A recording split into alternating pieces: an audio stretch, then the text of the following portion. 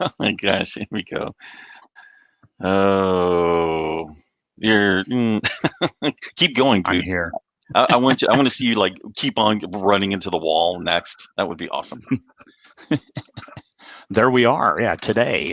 It is April 20th. It's Easter weekend. We are coming to you live from the subarctic, 150 miles from the Arctic Circle. And Michael Anderle, you are coming to us from. The Cabin in the Sky, Las Vegas, Nevada, United States of America.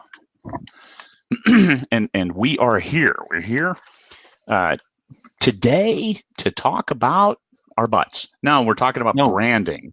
Because okay, that's on brand. One. that's every time. I start every time that way. It's someday there are people that are going to be like, I can't turn this on until 1 minute and 20 seconds into the show, so I don't have to listen to him say he wants to talk about his butt. So Which only goes to prove you are Chuck Tingle. I am not Chuck Yeah. Tingle. Oops. I did check. Oh, Always looking at branding. I do check out various people in different genres and just see how are they on brand, how are they doing, and if you look at the ranking of those books, it doesn't look like it's fun.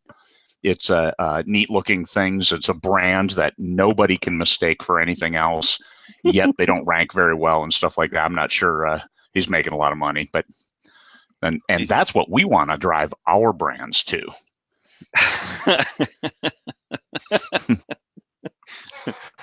Yeah, I know. It was kind of interesting. I mean, you picked up this conversation piece, the branding, from something that happened last week. Someone had mentioned it, and I just wanted to know how many times people could find us on brand.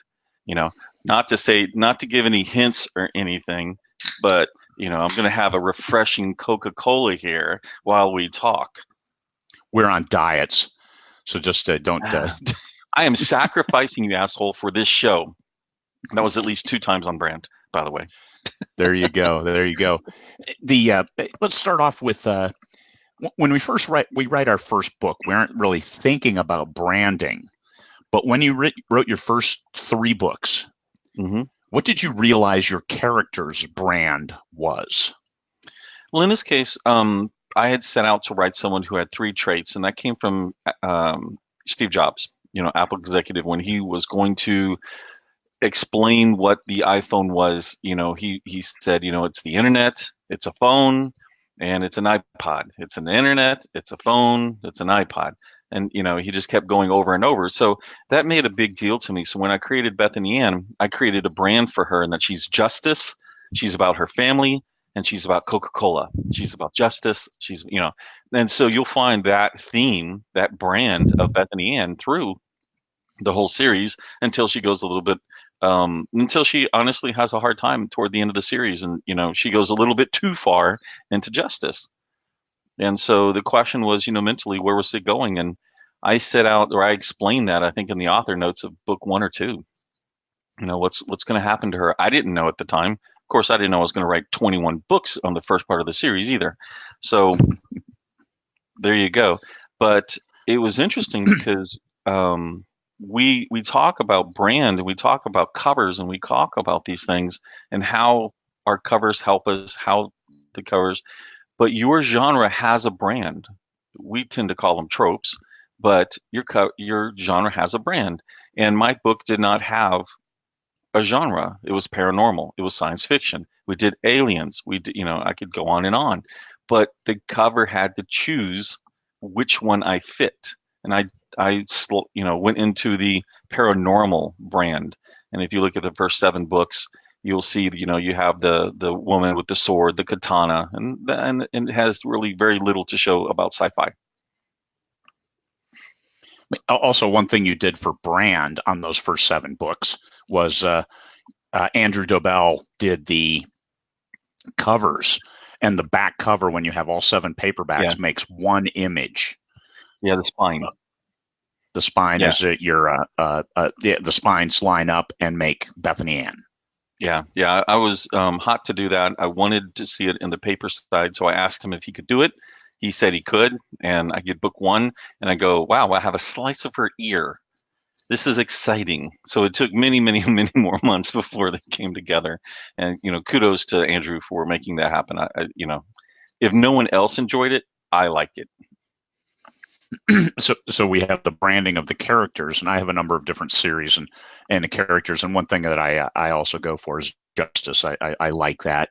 I didn't go after the intentionality that Michael had with the three products that you're selling for this 1, 2, 3, 1, 2, 3. It's a tried and true methodology for marketing. You say the phone number 3 times in a 30-second spot so people can remember it. So the 3 things 3 times, keep it rolling, and kind of branding. But when people look at your covers, because it goes to what we want is we want people to like Cortharian Gambit or LMBPN. Hey, I've read some LMBPN books and I like them. So how can we guarantee or show a cover and a potential reader can look at it and say, I know them and I like that, which is what brand is all about. Like Coca-Cola, you don't have to see that it says Coca-Cola on it to say, oh man, I'm thirsty for a Coke. And that's what we're trying to drive with the thing. So what do you do on your covers to give that kind of consistency? It is an interesting thing. So we'll play out some of the questions back to you as well, because a lot of people probably do not realize you have a business background. How would you best explain your business background? After I retired from the Marine Corps, I went to law school, and one of the big thing I wanted from law school was to get set up for business law. And going into business law, well, it's important that you understand the business. So I really studied. I worked hard on some various things, and I got hired as a business consultant with a law degree. So yes, I had the JD, which could get me into the corner office, but still what they wanted was that business analysis. And I spent 7 years saving companies tens of millions of dollars by helping them streamline their processes and promote their products in a way that, and I didn't work with sales, but sales are so integral because if you can't sell the product, then there's a failure somewhere. If you can produce it, you have to be able to sell it. And so my business background is tying that front line to the bottom line, and that goes through the whole production chain, the supply chain to manufacturing to the logistics of delivering your product out there. So that's all just something. It's almost like a hobby, but I got paid really, really well for it, and that's what I look at when I look at the books. I can take off my artistic hat, and it got like 600 words this morning is all I wanted, 2,000 before we started this, but I didn't get it because I published 2 books in the last couple of days. So, those things happen. you run out of time during the day. Well, which is already only 8:36 a.m. my time. Yeah, it's 7:35. You ran out of time. But the business aspect. So when I take off that artistic hat of telling the story and I look at it as a product, now this is where it becomes a separate entity. And how do we tie this to the bottom line? How do we get it into the hands of more people? How do we make it enticing? And one thing that I've done for me, unintentionally at the beginning, but then very intentionally recently, is my name is in block letters across the bottom. Yes, I know the big names have it across the top, but my block, it's almost the identical font across all 70, 80, 100 books. And that's me. So they can see that. And this is a recognition factor because I have 16 different series, a number of different genres. So I can't maintain that kind of consistency with like a DAW logo in the corner or something like that. But I can maintain the consistency of my name on the bottom. Michael Anderle as a name, as the author, single author on the cover, does very, very well. Those books will sell a certain amount regardless of whether people know what the story's about or not, if it's book 21 in the series or whether it's a new series.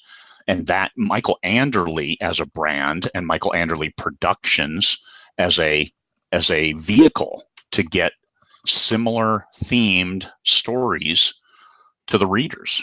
And it goes to branding. How did we brand? How did we get there? And so sometimes it's just, hey, you're popular, James Patterson. But you look at James Patterson. Patterson fills the whole cover, and you get like a little bitty graphic in there. I'm thinking I'm thinking they pay a lot for those covers, but they really don't need to. I don't think so. It No, because I've seen ones, coming soon. James Patterson. Wow, that's a bestseller. Hmm. yep. I saw a John So Grisham one. It said John Grisham, black and white. John Grisham's name was in white on a black cover, and it was a pre-order. He didn't have the cover yet, and already it was like number 3 overall in the store it was kind of without a interesting. title. Yeah, go Yeah, ahead. I'm sorry. no. In the beginning, I was aware of having a large Michael Anderle, and it's felt for me at the time very much like it was an ego thing to go do that. And I look back in my career and go, you know what? If for my career, it would have been better. Now, granted, I had no idea it was going to become this popular. So, but I do recognize it. I made a concerted effort not to make when on collaborations the names the different size. It's like, hey, collaborations. The one who wrote the most gets the top spot. The other person gets underneath. That works out really well, I think, from the ego of the authors, but from the business standpoint, it doesn't make a lot of sense. And once again, James Patterson, big name, his collaborator, small name, they sell very well, and it goes forward. So there are reasons I did things that were not pro business, if that makes sense. But how it affects the brand is when you work with Michael Anderle, you know that you're not going to get his name plastered in 50-point font and your name in 2-point font. So there's a difference in the branding from a publisher perspective that superseded my personal brand. This is where you It's kick in, Craig. Yeah, it's one of those things. It's doing the right thing. I mean, because if you want your collaborators to keep writing with you, they're not writing second fiddle, and you treated me very, very well with that.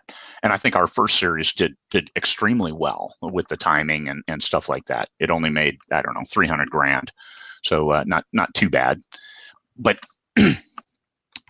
one of the things we do also is how do we put our names on the covers, we put our names out there on social media, we put our names in advertising.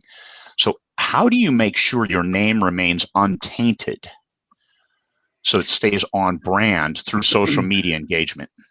Okay, so here I was thinking about this yesterday and had a conversation. It is damned difficult for us to acquire new readers at a certain level of size. We're constantly going after someone else to discover us, right? I mean, you, Craig, and I have had this Mhm. discussion all the time. How do we get out there and get people who've not ever been impressioned by us to find us and then, go seek out our books? And it occurred to me that the trolls, which now we get back to answering your question, the trolls who are going to do ugly stuff about your name rarely, if ever, can affect a very large percentage of your fans because they have the same problem that we do, which is the fans don't see everything. So even if you're on social media, it it doesn't affect. We've seen multiple explosions in the last 3 years in the sphere where it was author on author murder, effectively.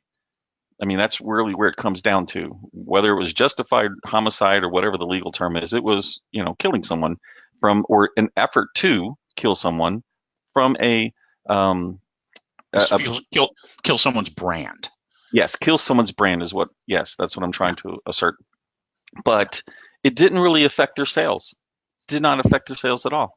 Because, well, one thing, of course, is that it was predominantly within the author sphere. Not too many fans are sitting in here talking like we're talking. But another thing is, it's just really hard to go and get where the fans are. And if you are, you're only going to get killed. Your brand is only going to get killed itself because those fans love the author, hate you for saying anything about them. So from the standpoint of, protecting yourself in social media, after yesterday, I decided I'm never even going to worry about it again. Never Mm. going to spend the time. And I wanted to answer James Rosson, his question about how many books and have them properly edited so quickly. We built an infrastructure to handle 2 million words of editing in a month. So we push 20 books 30 books through in a month, and that's a large group of people. But also, you talked about 510,000. Don't have to do a lot of deep level research in for a space opera. We just, we sometimes wave the big ass magic author wand, which we call BAML, and make things happen. But if you're looking at 510, that's 55,000 words, which a lot of LMBPN books are in the 55 to 70,000 word range. Dude, don't burn yourself out. Pull back a little bit and just realize you're not doing the numbers correctly. You're doing a great job. So now we can get back on brand. Yeah. Well, yeah, 110,000 word book. And once again, that goes to brand. If you're over promising and under delivering, you're going to affect your own brand. One thing that Michael Anderle did right up front is a book a month. That's what he promised his fans, and was worked hard and pressed hard to get. I think you did a book month for the first 10 or 12, and then you had to take a break. And the same thing with me. I was doing a book a month for the Terry Henry Walton Chronicles, and I said I promised my fans that I would write this other book, so I've got to do this. And it turned out to be like 110,000 word book. So I was gone for a month, and my sales dropped off. And then when we did get Terry Henry back for book 6, I believe, sales were slow. And then when 7 hit, now they picked up. They bought 6 and bought 7. But so that promise of a book a month, you have to deliver. So it's better to under promise and over deliver. So if set you're your doing expectations, set them at 2 months. Don't push to hit 1 month all the time. You have 5. I would set them at a quarter every 90 days. Yep. And if you're doing 110,000 words, good stuff. Because you'll get a good KU payout if you're in KU. Promise 4, and if you can deliver 5, cool. Just tell them once a quarter you're getting a nice piece of work. It's what I can do, and that's when I write as I'm working on the book, nonfiction book, release strategies. One of those things, the bottom line is managing reader expectations. If you tell them they're getting a 250,000 word book once a year, good. That's what the fans, and consistency of message. I think brand goes to consistency. You keep hitting them with the same message. I will give you 4 books a year. That's what I'm doing. And sometimes you give them 5. Hey, bonus, we got an extra book this year. But 4 books a year. I watched a signing with Anne McCaffrey from probably 20 years ago, where somebody said, hey, when's the next Dragon Rider's coming out? She said, hey, you've gotten 4 books in 3 years. You need to relax. That's what she told the reader as he's standing there trying to get his autograph. It's like, hey, you've gotten 4 books in 3 years. Chill out, dude. Stop putting that pressure on me. It's managing reader expectations, and traditional publishing at that point in time was 1 a year. I don't care who you are. 1 a year is what we're going to publish, because we get you into the bookstores, we buy the bookshelf space, we do this, we do that, we hit these big shows. They have the whole year planned out with how they release the book, so they can't just flex like an indie can. Hey, I got a new book, I'm going to publish today. I mean, we can do that, and we do, as I demonstrated this past week. So it's like, hey, that's right, I got a fantasy book, I better publish that. So the brand, managing reader expectations, but then consistency. Telling them a book a month, and then all of a sudden saying, hey, I'm burnt out, I need to take 6 months off. You're going to lose a certain subsection of your readership if you've said this. But if you said a book a month for this series, then you can say, hey, then now next series we're looking at this and this. Keep your readers engaged, and that's part of the brand. Social media is Michael set up a bunch of different Facebook groups, and each one has a little bit different focus. And for those, it's working with the readers, helping them manage expectations. I've gotten some Bad Company 5. I like long series make good money, because Bad Company 5 comes out and it goes all the way back to book 1. So I've got 17 books now selling with the release of 1 book. But a lot of the comments are, I was so happy when Craig said he was going to publish a new book in this series. It's been a year. And that really pleased me. But the drop off for 4 from a business standpoint, 3 sold gangbusters, 4 sold 25% of what 3 sold. Killed a character. All right, don't do that. But it picked up over the year, and then they were jonesing for some more Bad Company. So way cool. We got it out. We got the next one almost ready. So we're going to hit them with 2 within a month and hit them. I mean, we're going to deliver something that the readers want. So on brand with the characters that they like in a way that they're looking forward to. Correct. And we've mentioned, or I've mentioned, I don't know how many times I've mentioned it in public necessarily, but in many conversations, one of the people I know that I like a lot is Shane Silvers, and his brand is releasing a book every 6 weeks. And then when he started another series, I believe he then went from series, and then 6 weeks later another series. We'd have to ask him, and then come back or whatever. But 6 weeks was a great one. To follow up, James, and then we'll kind of release this. I personally, from what little bit I've seen in the notes over here, I would stay at 110,000 words, because readers, when they get a much bigger media book, they expect, they give you some leeway about when you get it back to them. It feels like it took a lot longer. For a fast reader, 55 to 60,000 words feels like it only took them a couple hours to read, and then they don't give you the credit that it took how long to get that together. So Yeah. we have a book out that's 180,000 words, and people are excited to see it coming out. But no one's asking, is like, well, where's the next one already? Yeah, you felt 180,000 words.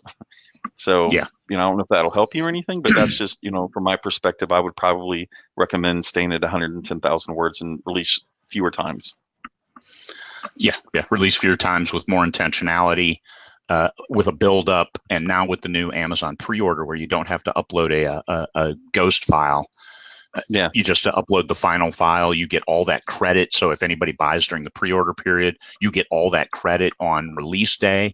You get an Amazon follower release day notification. So there's all kinds of good stuff. Yes, they did. Amanda Lee confirmed that. Oh, she did. Interesting. Yeah. Oh, yeah. Pre-orders are cool now. 2 weeks ago, they weren't so cool, but they're cool again. Amazon made some major changes in the pre-order system, and it is way cool. I really like that release day notification to the followers.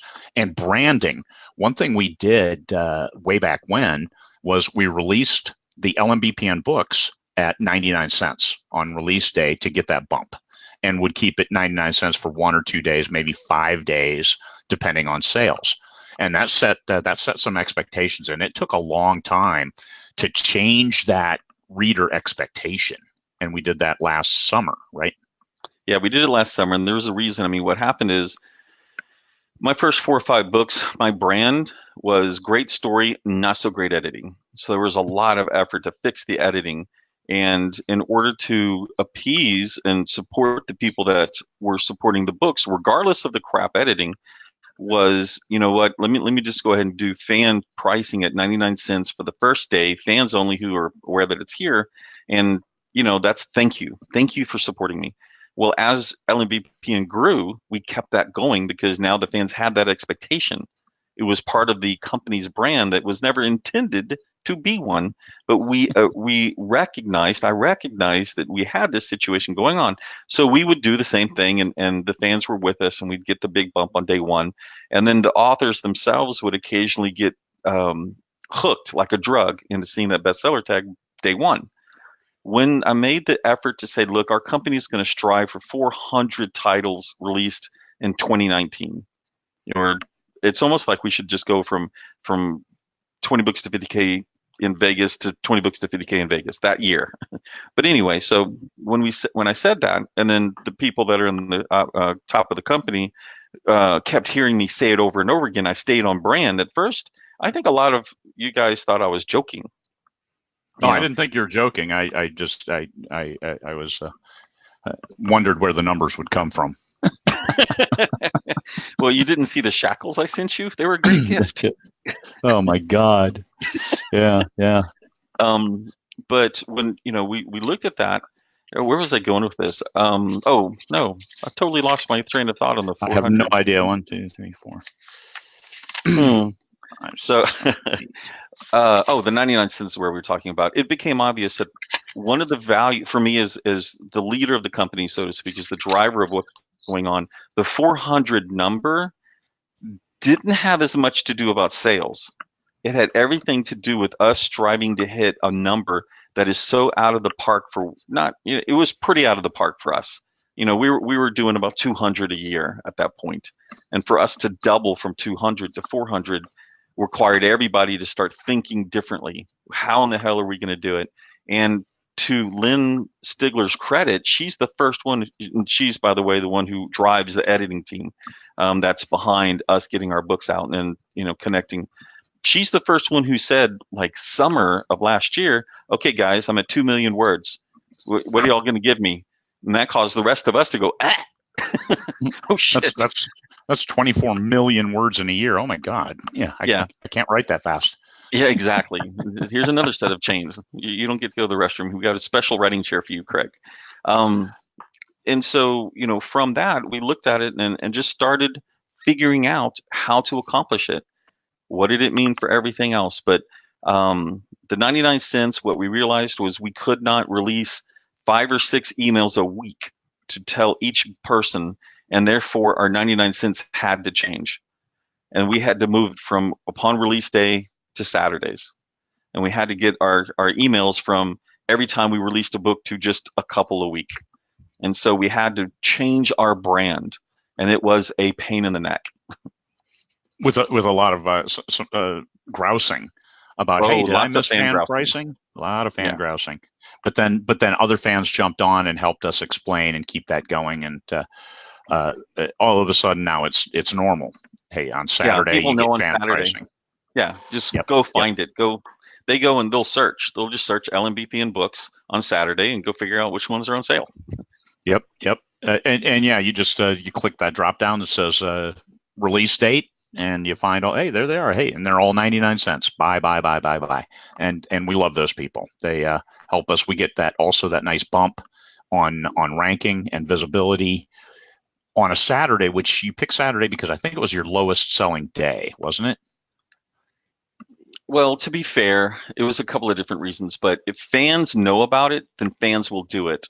If you're not a fan, in general, emails are not opened very, very well on Saturdays. Most people don't open emails if you just look at the best days for emails. And so there's a lot of money lost on 99 cents, a lot of money. So I will sit here and admit that I chose Saturday because that's the worst email opening day. And it would help us on a bump on a Saturday, a weekend, which is not something that's generally a great day. Fridays typically for us be stronger. Saturdays were dip. Sundays, then Mondays were the best. And so with this, all of a sudden we bump everything up on a Saturday going into Sunday, Monday. So there's a few different ways, but really the decision was most people don't open their emails on Saturday. Now they don't have to. They don't even worry about it. Yeah, they just go look and pull them up. Check Facebook. Hey, there it is. Hey, here's the 6 books that are on sale this week. So no, it's a good strategy. But that's a brand. Once you do something more than once, it now becomes your brand. And going back to social media, one of the things I don't do is I don't talk politics on my personal page or any of my other pages. I generally don't talk religion. I don't talk those trigger points.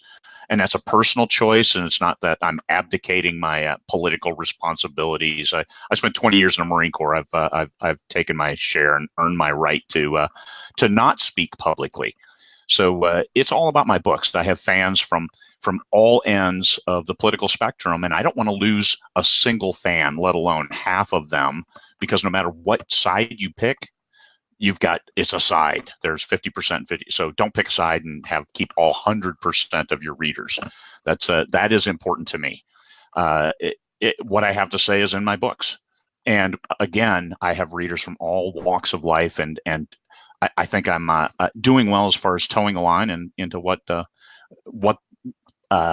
politics means to me.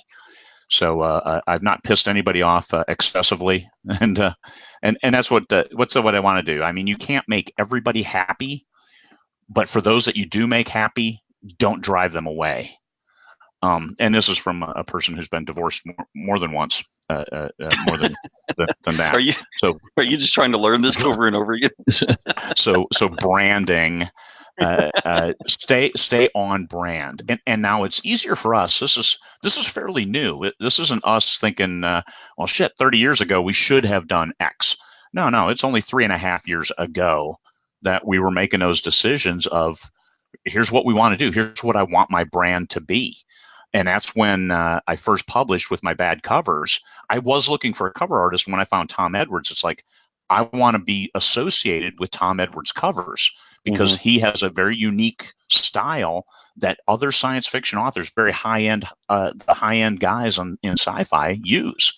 And you see those covers, and I wanted my covers to look like those covers. I wanted my covers on his page saying, "Hey, you should buy a Tom Edwards cover," and they are. So you can see them, and I looked up a lot of those books because I'm like, I want to be like that guy, and brand. So that series, and now I have a number. I probably have 25 different Tom Edwards covers. So those series, people can see them from anywhere. And we have a lot of other series based on, and some not doing so well. And we think once again that it might go to the covers. Because the books are fine. Len Stagler makes sure that our books are fine. We have a proofreading team, so we don't have a brand of, hey, we got all these errors in our books. That's not our brand. We don't want people to find more typos than you will find in any traditionally published book, and you'll find them in pretty much any book you read. But if you find one or two in ours, that's more typical. That there might only be one or two because we have a pretty strict process to find and kill those little demons. And kudos to them for surviving all of that to publication. I'm Yeah, the JIT amazed. teams and all of the support people that go into editing the books is pretty on point. Just a quick shout out I'd like to do to Mark Dawson, who's in the house now, and to he and his team who pulled together the opportunity to support Tommy Donovan. Tommy D, who we have as well. And I believe that they picked the winner who did it. I was listening to the SPF podcast, but Mark, to you and your team, and Craig also, and just everyone who supported one of our fellow authors as he's going through a really hard time in helping his family. And Tommy is part of the LMBPN team. He's written with us. We're doing some things, but I just want, shout out to Mark. And congratulations on your award, Mark. That was pretty fantastic. But, talking about on brand, I'll pick on Mark for a moment. One, because he's got a great accent. So, that guy can pretty much say anything and it's going to sound wonderful. But also that, Mark is helpful. I mean, that is part of his brand. When you listen to him, he will give you a bunch of great information no matter where he is. And then, you learn to trust him from that perspective right there. So, Mark is on brand at all times, even, and I can tell you this because I was blessed. Judith and I were blessed to be at his house with he and Lucy and his children. And Mark is on brand in his house, no different than he is anywhere else. So I will vouch for that.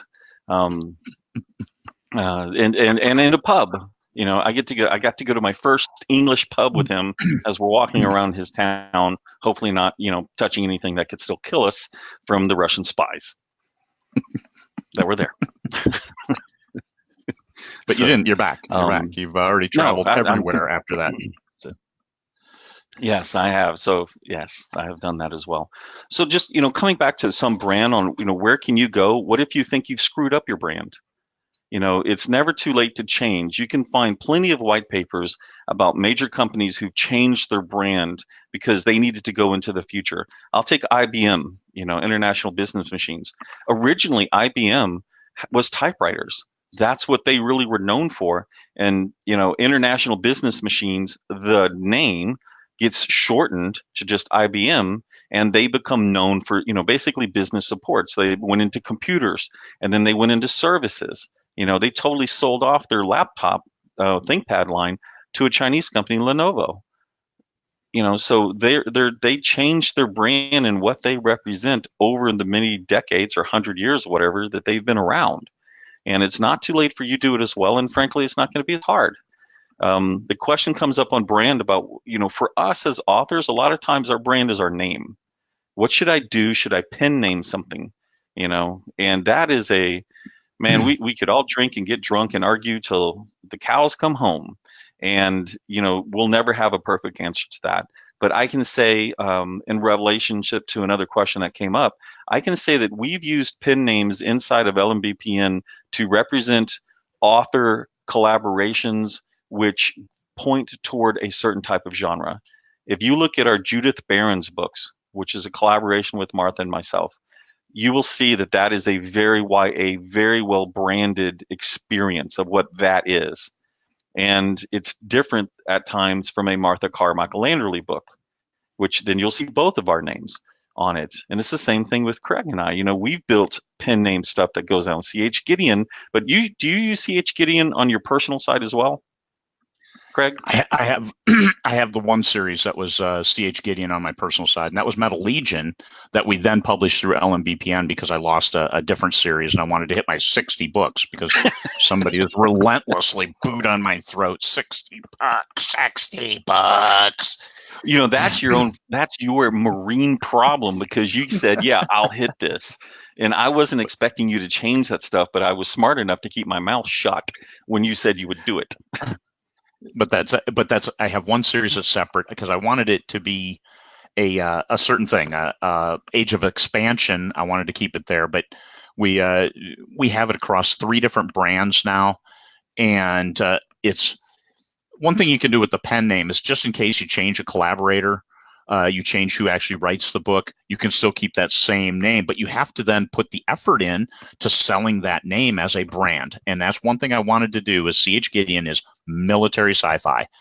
That also has character. So it has space opera. So it's not next generation. It's Star Trek Next Generation. It's more like Deep Space Nine when they're at war with the Kardashians. So it's yeah, both the Kardashians. So but that's the how the brand for that name works, and it takes extra effort. So I like Craig Martelle as a brand. I think that one has developed well. I think it sells really well for me. And somebody asked a question. When you raise your price, once you build your brand, you know what? We raised the shit out of our prices because all my books were $2.99, and now all my books are $4.99, and even books that are only like 40,000 words. I had priced those down, and I'm like, why? I'm Craig Martelle. So I priced them up to $4, and all the books, and nobody complains about a $4.99 price point. I did price books up to $5.99 and $6.99 at one point, and then really did see a drop off in sales. I saw no drop off between actually 99 cents and $4.99. I've been running a series of ads on my Free Trader One, and we had it at 99 for 3 weeks and changed it to $4.90. Zero impact on sales. So I'm like, Jesus, how much money did I lose on? Sorry, man, it's Easter. I said that. That's it. No lightning. All right. But zero impact on sales. So I had the same amount of sales at $4.99 as I did at 99 cents. So something to keep in mind. When you build your brand, then your brand then has value. And that's why people fight tooth and nail in court to protect a trademark, because that trademark goes to their brand and they don't want that brand diluted. They don't want people taking a cut from that brand by stealing it or doing something like that, or confusing readers with, hey, we thought it was yours, but it was somebody else's. And that's no, people fanatical. Once you establish that brand and that brand has value, then you fanatically defend it. And to answer a couple of questions that have come up related to brand and other things about $3.99, $4.99 pricing. No, the issue isn't advertising. The issue is value. If you can get $4.99 and you should be getting $4.99 for your books, then do so, because it will allow you to do advertising. It will allow you to do other things. I went through the $2.99 to $3.99 price change, and the reason I did it back in 2016 was because I needed the money. It was a situation where they had changed KENP pricing, and they had changed the KENPC, and then all of a sudden I'd take a substantial drop in income, and I had been talking with Rick Guattieri, who had been advising me at the time to say, hey, $3.99, there's no big deal. But I was scared. I was scared to move my pricing over to $3.99, even though I had been told by a professional colleague who had the experience and been in the industry for a long time. And then so when it dropped the KENPC, I moved to 3.99. I saw no difference in my stuff that was going on. So I kept it at 3.99 for a long time because I felt, I had 21 books that people were buying. They needed the dollar per book a lot more than I needed the dollar. However, it became a point where, just like back in 2016, the new value and quality was 4.99. I do believe that there's an understanding with readers that when they see a lot of the quality books at 4.99 and you're not there, that there's a perception you have to overcome of going, well, why aren't you charging 4.99? And so What's wrong with your yeah, book? what's wrong with you? But there does seem to be a lot of resistance to going past $5. Just seems to be where it is at the time.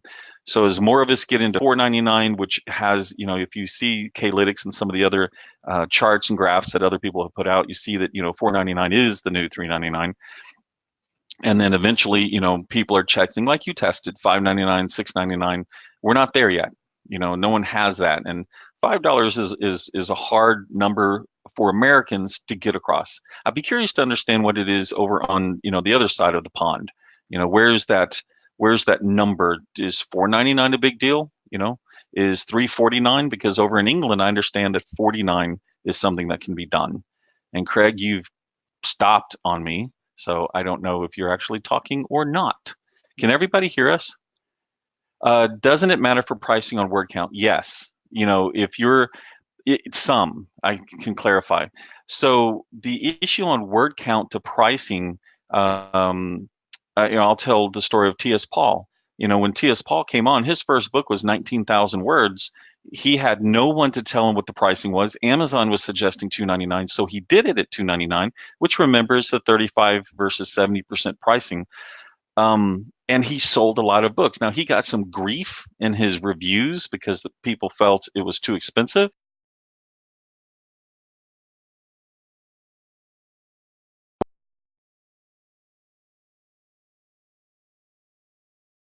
Unlimited. They really don't Am I care. back? Yes, you are. And Craig Internet's dropped. But to just clarify that, the 3.99, 4.99, I would only hesitate at the 40,000 to 50,000 word range, between them. Otherwise, I would start heading into the 4.99. But see, the problem exists. I've got a 180,000 word book, still 4.99. 65,000 word book, still 4.99. So we suffer from the upside as well. All right, Craig, you're back.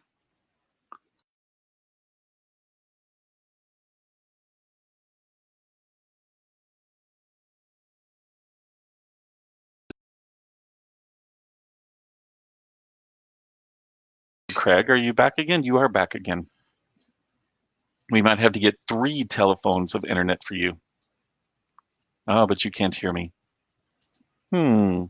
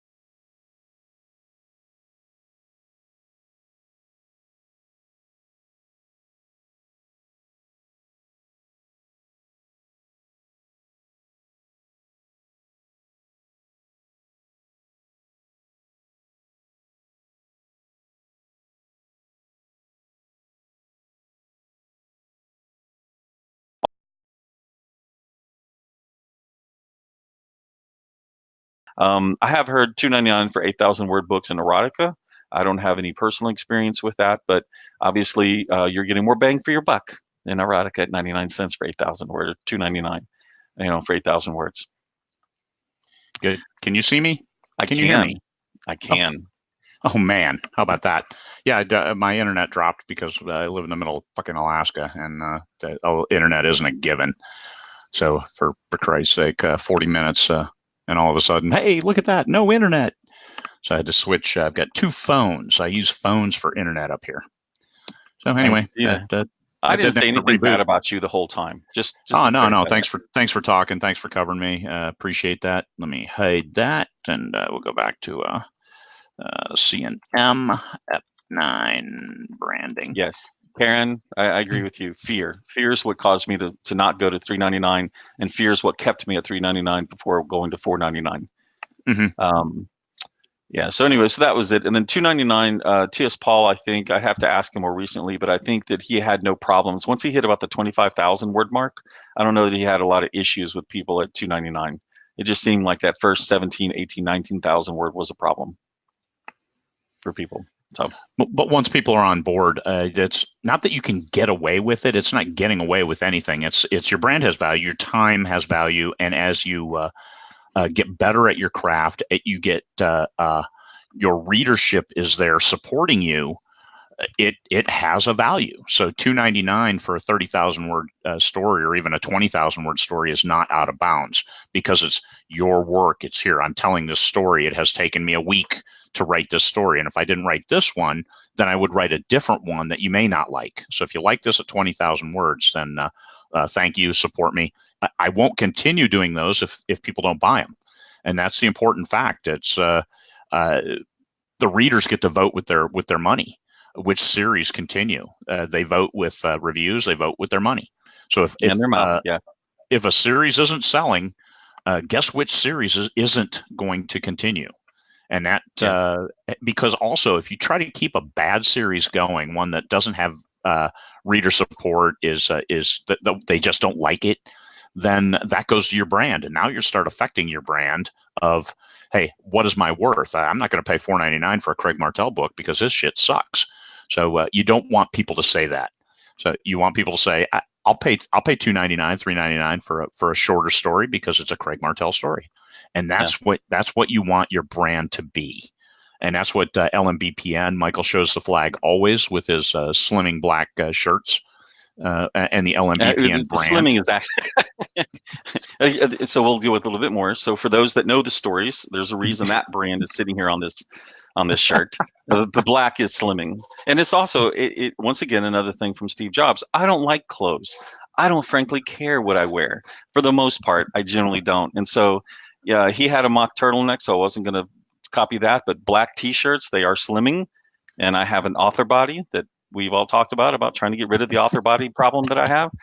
But so yeah, my brand is typically a black shirt of some sort. Thank you for mentioning that, asshole. No sweat, you drank a Coke for brand. I am right. drinking coffee with no creamer, and wearing you got my the Hawaii shirt. That's right. I do. You look like you will look at 20 Books Vegas. I will. I have my shirts and Edinburgh as well. Edinburgh first. So if you'd like to look like Craig Martelle, this is approximately the shirt you should wear. If you'd like to look like a slim author, I suggest black. Yeah, I have some of those as well. I do have the white one too, and that's a nice shirt. And as I continue my downward trend, we had I went to Costco, and if you go buy filet mignon at Costco, you don't buy 2 6-ounce cuts. You buy 4 pounds. 4 pounds of filet mignon, and I had like a 1 pound filet mignon yesterday. And Phyllis the Arctic dog had a 6-ounce filet. But that's another good point. You created a brand out of talking about Phyllis the Arctic dog. In fact, you gave Phyllis a brand called the Arctic Dog. Mm-hmm. Yes. And you did this really early on. Why? I did it because I love talking about my dog. And one thing that I realized and found out is that when you have animals in stories, They do well. The readers always, every reader, and it looks like most authors have animal friends. And my first series, End Times Alaska, I put Phyllis, the Arctic dog, in there. Phyllis, I even used her name and made her a pit bull, and she's there.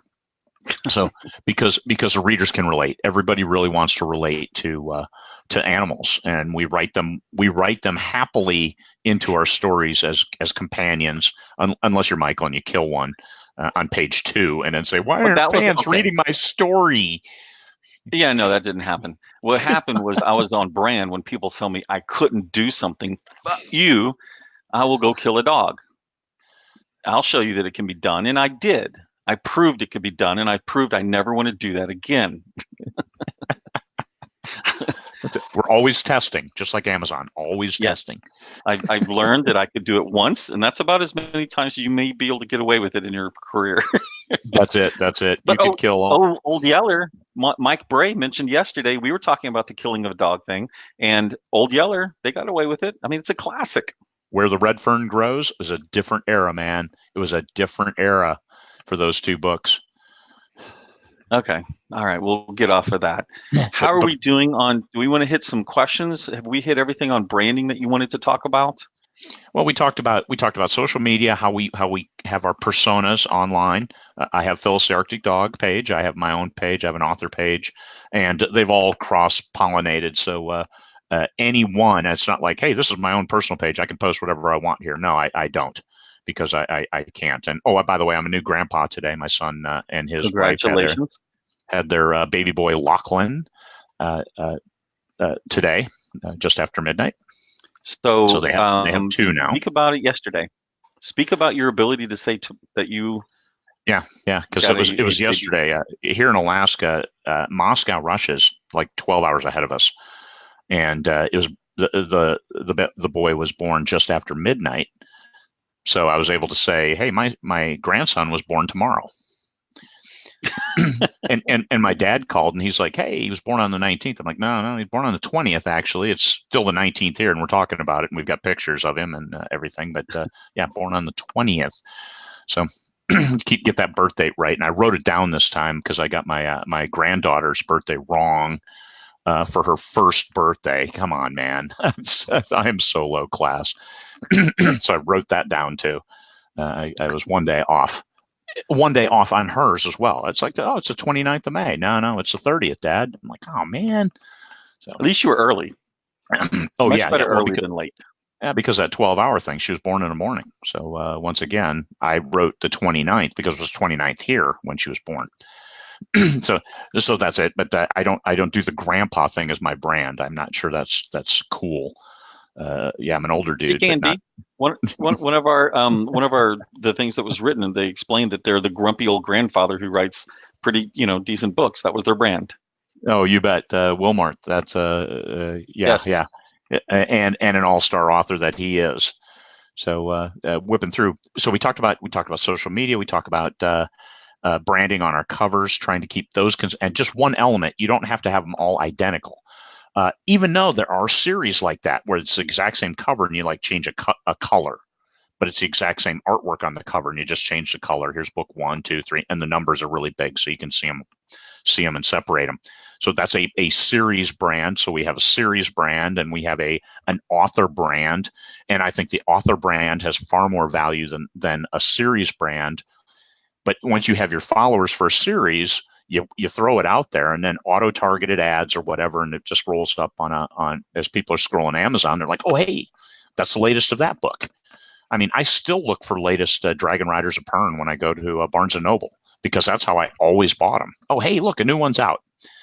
And then pick it up and read it. So series brand, you have the character brand, Bethany Ann, Justice Family, Coke. All right, good enough. Okay, so a little bit of this, a little bit of that, and shoes came in later. Shoes are a big brand item for Bethany Ann as well. That's home front placation, we shall call that for that brand. Yeah, well, it didn't matter. She didn't read the books until she translated them to Spanish. That's when all of the shit started flying. When she figured out how much I'd taken from her. At least you didn't kill your wife. and then get married a year later. Oh, Jesus. Yeah, don't do that. And if you do, make sure she never reads it. So, but branding, your personal brand. I mean, we have Michael and I have a very large presence in the author community just because we're trying to give back. And Michael started that when he started 20 books to 50K, developed this presence and also the philanthropy that comes with giving back. We've sponsored people to go to conferences. We've helped people in various things, and we donate our time to make sure these conferences come off. So we have that kind of branding as well. And I do share some of that with my readers, but I don't think they get it. I don't think they understand that I probably donate well over 2,000 hours a year to other authors. And that's a rather significant commitment, but that's part of who I am because of what I've done in the past. And it's just one of those things we do. But once again, going to the brand is we do this, and yeah, I know some people have called me authoritarian in regards to 20 books to 50K, but what I really want is I want a functional site that has less emotion and more facts. And how do we get where we want to go as self-published authors? It's when Michael wrote his characters in his books, it was about, I want to write stuff that I want to read, that I like to read. And the same thing I did. And I want a 20 books to 50K Facebook group that I wanted when I first started out, that would help me find all this stuff. And as an introvert, I know you have a hard time believing that, but as an introvert, I would rather just search, find it than engage or heaven forbid, call somebody. My God, who calls people?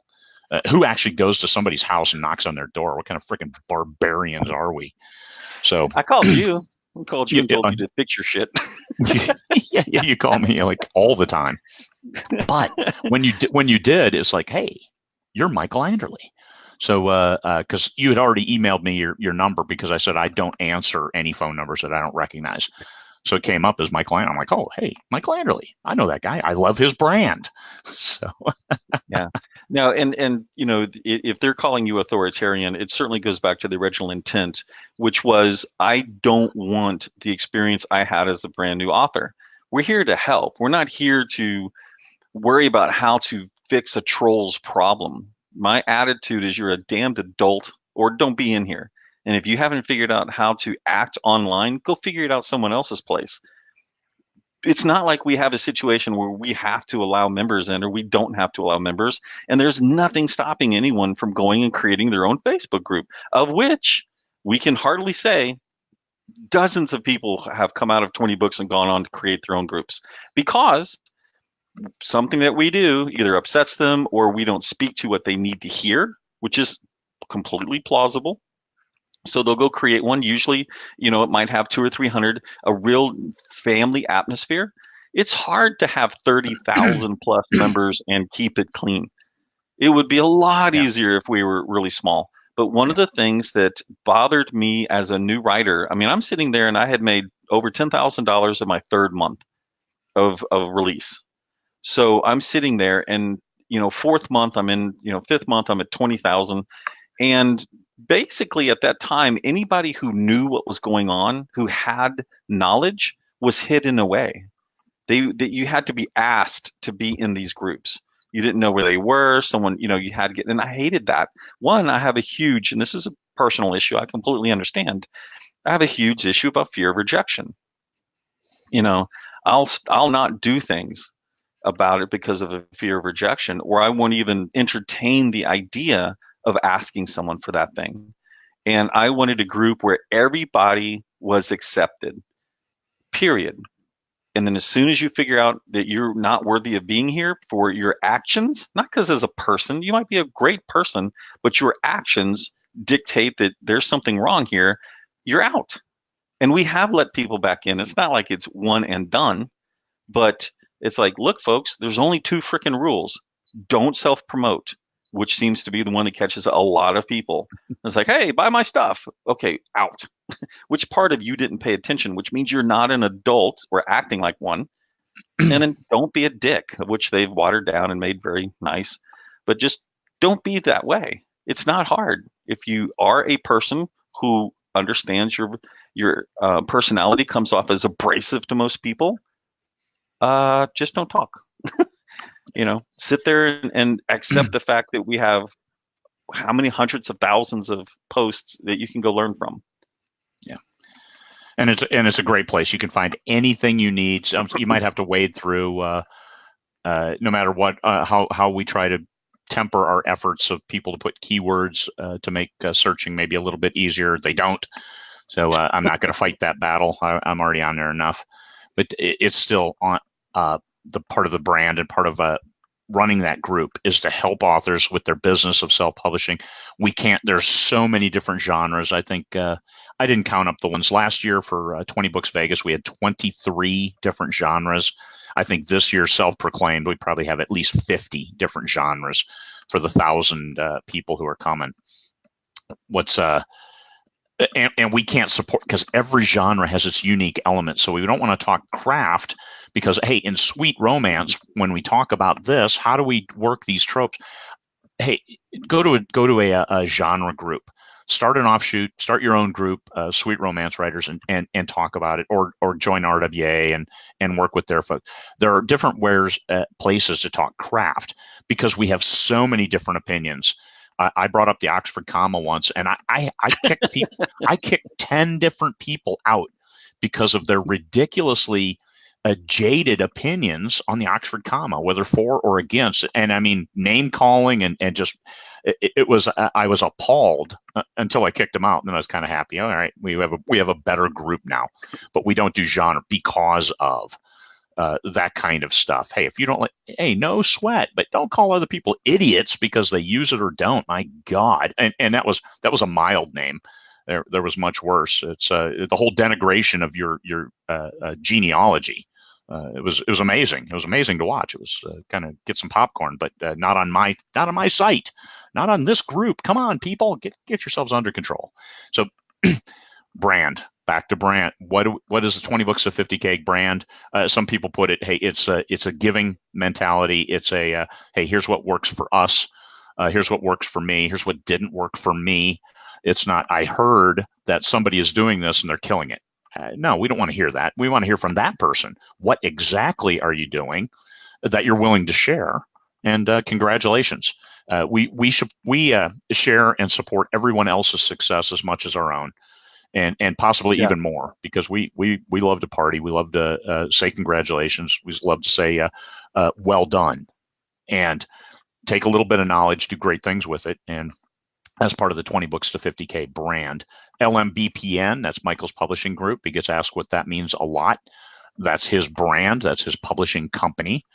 And actually, just yesterday, I published my first book that I published that I had nothing to do. I'm not listed as an author or anything on it.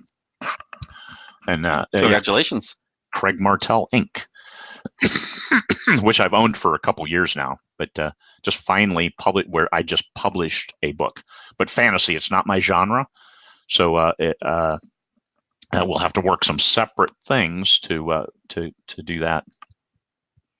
We have coming off of brand, but disruptive imagination is LMBPN's word, and I can announce finally, after pretty much getting close to 2 years of effort, we're getting our animation to where I'm pleased that we'll be able to create. First it'll be marketing videos with it, but we've been building the ability to do 3D characters since 2017. No, beginning of 2018. So it started in 2017, but we didn't see anything, I think, until 2018. And the reason that I did this was because I realized that while models were great, we couldn't have those models do things I wanted. And I saw the technology that was coming forward. And so we have the ability now to take those models from our Protected by the Damned, War of the Damned, and War of the Angels books, and we're going to be able to move them into animations. That was the goal of being able to accomplish that. So, we are, the goal is to be disruptive.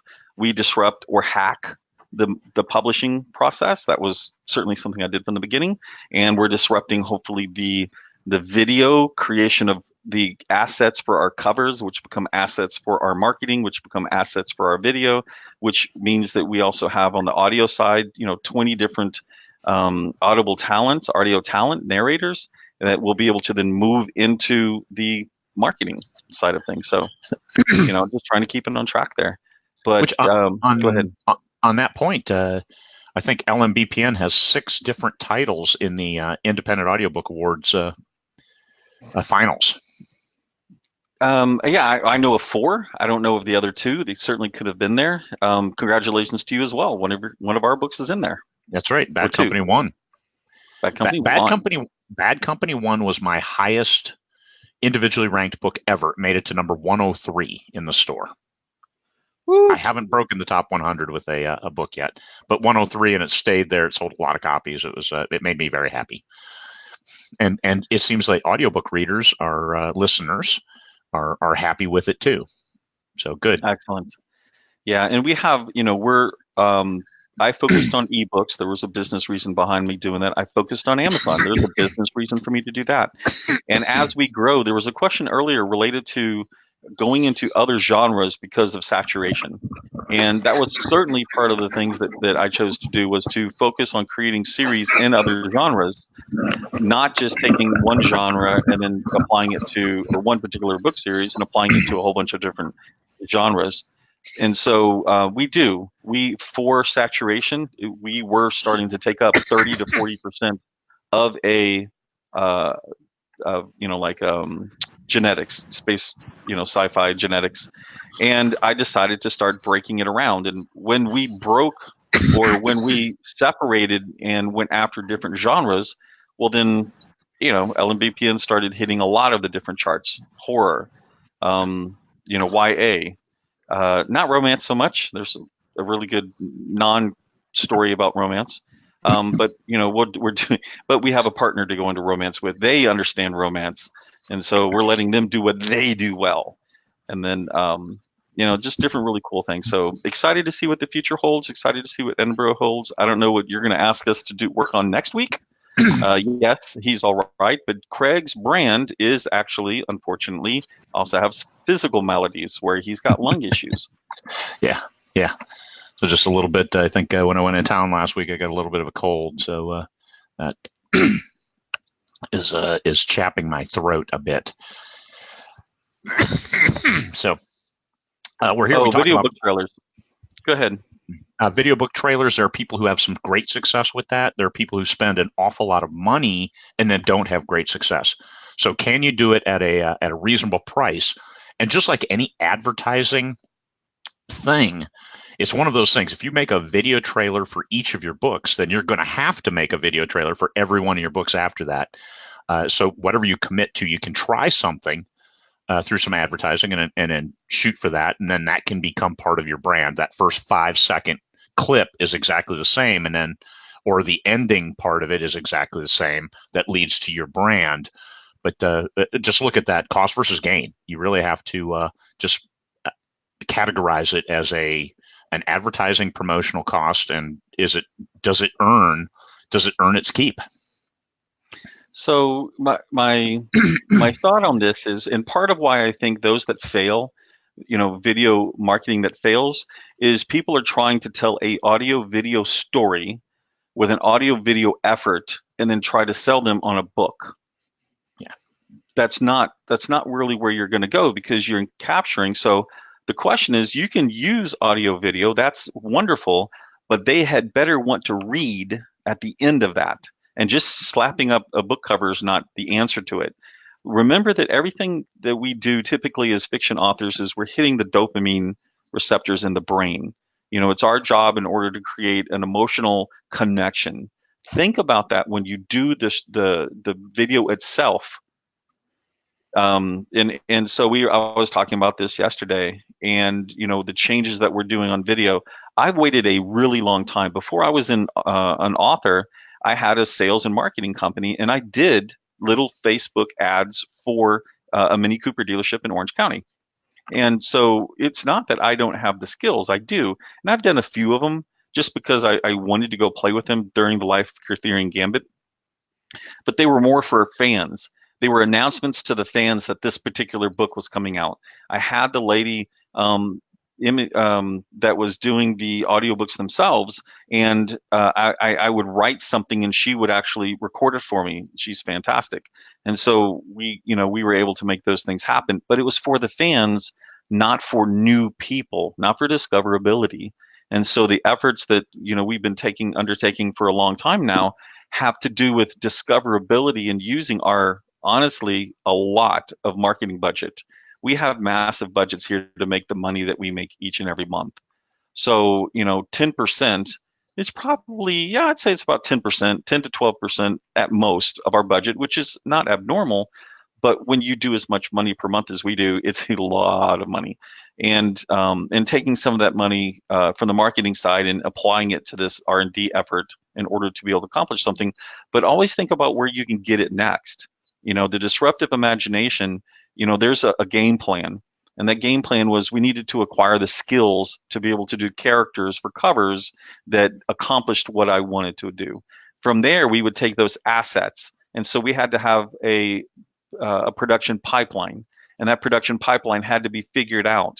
And we had to wait for some technology to catch up to where I wanted to be, because I don't want to spend $600,000 to do this. And then from there, we take it and say, okay, now that we're moving into it, so we have a pipeline where we go from DAZ into animation studio into game software in order because of render time. Render time, you have to be aware of how high a quality are you trying to accomplish. If you look into the 20 books to 50K, I believe May Sage did an amazing post on when she hired a company, and May is amazing. She is not scared to spend money to find out if something will work. In fact, I would say that if they're still in here, just go look up her posts, just that whatsoever, and you will come away a much more learned individual, and you will have done it on the tens of thousands of dollars of May's effort. Yeah, trials. Mm-hmm. And things that worked and things that didn't necessarily work. So yeah. So Mark, if you still happen to be mentioning, or James Blatch, see if you reach out to May. She's got a great story. If she'd be, she's got the time. She's one other one that's just super busy. Yeah, and she's getting a puppy. Another one? I thought she had. I don't she know. Had a May German is the Shepherd. funniest. And is getting she little is the puppy. funniest, He's man. Cute as a Dickens. Oh yeah, she was at 20 Books London, and one of the nights that we were there, and it's like authors are really introverts until you get them late at night at a convention, and then you find out just how much authors will drink. Holy crap! It's like you've let this person out of the. Anyway, May was there, and she was just one of the funniest people when she's talking, and she's a tiny little thing, but she's got a personality that's 50 times larger than her. And just, I mean, some of the memories that I can't erase anymore. And if May has a lot of toward the erotica side in her stories, but so she'll do a lot with her hands. I'll just leave it there. I'm gonna get too red. I can't say anymore. Yeah, don't go there. All righty then. I think we answered the questions. I'm not sure what we want to talk about next week. As long as you're in town, we'll do something. And we'll do something. We'll come up with a thing. All right, man. Pleasant talking to you. We will talk to you later. Bye, folks. Okay. Thanks, everybody.